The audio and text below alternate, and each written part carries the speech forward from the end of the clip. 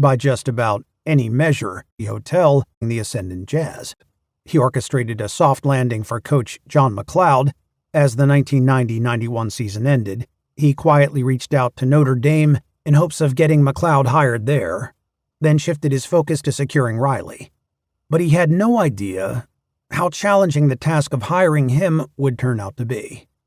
By just about any measure, Riley was a fantastic NBA coach, but no one in the history of sports had ever handed someone a longer list of demands than Riley handed Checketts.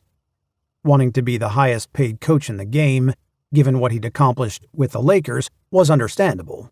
And while the idea of asking the team to pay for his new home in the area was certainly unusual, if you were going to make that exception for anyone, you'd do it for someone of Riley's caliber.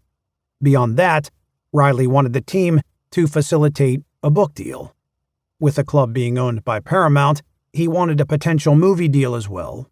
He also asked that his team-issued polo shirts actually be manufactured by Ralph Lauren's polo brand, and if that laundry list wasn't enough, Riley added an actual laundry list. He asked the organization to pay for his laundry and dry cleaning expenses too.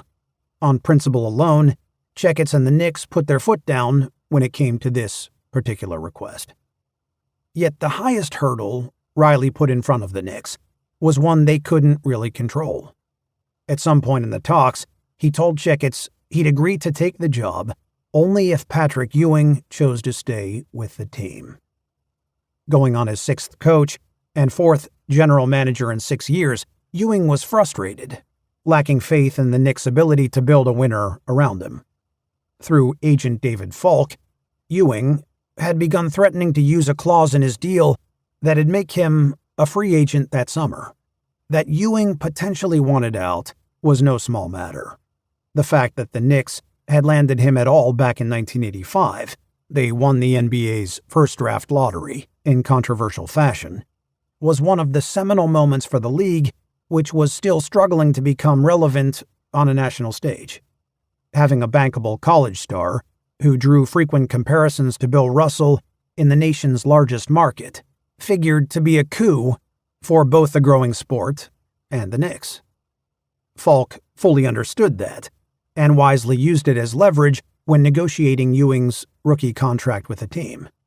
Not only was Ewing's 10-year, $32 million agreement the richest deal in NBA history at the time, it also contained a first-of-its-kind provision that would allow Ewing to become a free agent if his pact fell outside the league's 4 highest-paid contracts. And with Ewing sitting at number 4 in 1991, behind Cleveland's John Hot Rod Williams, Houston's Hakeem Olajuwon, and Chicago's Jordan, Falk was looking for other players whose paychecks could eclipse Ewing's. There were indications Falk sought to have the Warriors restructure Chris Mullin's contract by moving some of the money from the back end of his deal to instead pay it in 1991-92. For Golden State, such a move would have made Mullin the 4th highest paid player that year, while knocking Ewing from that group. And in theory, by making Ewing a free agent, it would have allowed the Warriors an opportunity to sign him away from New York. But when the Knicks caught wind of the alleged deal, Mullin's agent, Bill Pollock, also represented Oakley, and told the Knicks front office they threatened to file tampering charges and to tie the Warriors up with litigation if they moved forward with such a plan. Golden State backed down. Still, Falk pushed ahead to free Ewing, arguing that Boston's Larry Bird, who would make $7.1 million in earnings in 1991-92, was in line to displace Ewing from the top 4, making the Knicks center a free agent. Again, New York disagreed, saying Bird's base salary that season was ultimately lower than Ewing's. The dispute posed a conundrum for Checketts.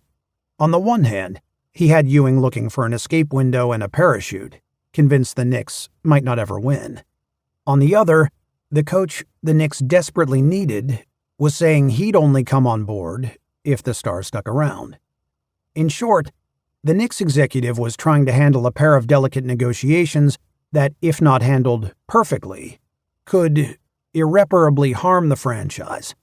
Martin Davis, the chief executive of Paramount and de facto team owner, drove that point home in a brief conversation with Checketts. "Dave," Davis warned him, "don't you dare fuck this up."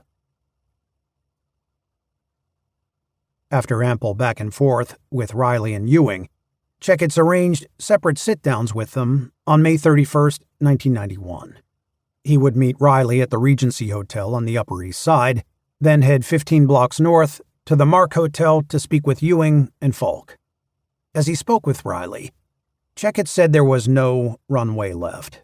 He told Riley he'd be holding a press conference with the media later that day, in which he'd either be introducing Riley as the team's next coach or announcing the club had been forced to go a different route.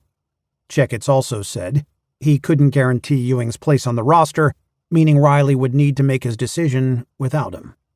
Checketts exited Riley's suite, telling him he'd leave him some time to consider his options. A half hour later, the phone inside Checketts' hotel room rang. It was Riley. "I just needed to find out what you were made of. To know the man I'm working for isn't willing to be pushed around." "Now I know," Riley said, accepting the job. It was the news Checketts wanted to hear, but he still had more to do. He jumped into a limo stationed in front of the hotel to see Ewing, hoping Riley's commitment would assuage the Star Center's concerns. It didn't. Falk and Ewing said they still planned to go to arbitration in hopes of exercising the early termination clause in the contract. The Knicks were uneasy about going into arbitration. They felt good about their argument and the way they'd interpreted the language in Ewing's contract. Still, losing the ruling would be borderline disastrous, no matter how you sliced it. The 28-year-old was a 5-time All-Star and franchise player. The club had entertained trades for him before, but few names could yield equal value in a deal, and few clubs could absorb Ewing's high salary while also staying under the salary cap. So, it was a huge win for the team when the arbiter ruled in the Knicks' favor, saying Ewing wasn't eligible for free agency. But it didn't change the center's desire to leave the team, at least not right away. Shortly after the ruling, Riley flew out to Washington to have a heart-to-heart with Ewing. As the men prepared to sit down inside a hotel room, Ewing handed Riley a sheet of paper. The list contained 6 teams: the Warriors, Blazers, Suns, Lakers, Celtics, and Bullets. Ewing said he would be content landing with. He had 4 years left on his deal and didn't think he wanted to stay in New York. Riley studied the team names on the list for a moment before focusing his attention back on Ewing. He knew the big man was frustrated. He legitimately understood his desire for a fresh start. But for Riley, everything came back to a relatively simple concept, one he'd grown familiar with in Los Angeles. "I want you to think about something," Riley said. "Close your eyes and think of a championship parade on Broadway. Think about what that would mean to New York, and what it'd mean to you." Ewing wasn't sold right away, but the image Riley conjured, a parade snaking its way through Manhattan with confetti falling like rain, stayed with Ewing.